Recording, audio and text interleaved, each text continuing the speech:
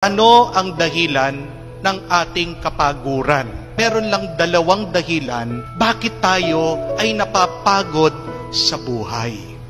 Una, pagod tayo hindi dahil nagtatrabaho tayo. Pagod tayo dahil trabaho ka ng trabaho, walang bunga yung kapaguran mo.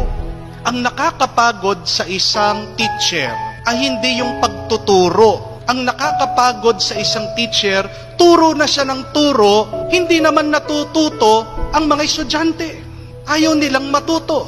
Ang nakakapagod para sa isang OFW ay yung malayo na nga siya sa kanyang pamilya, nagsasakripisyo siya, nagtitiis na hindi kumain, nagtitipid habang nasa ibang bansa, ay yung mga pinapadala pala niyang pera dito, winawaldas, sinasayang, wala palang nag-iipon, nag-invest nga, niloko pa.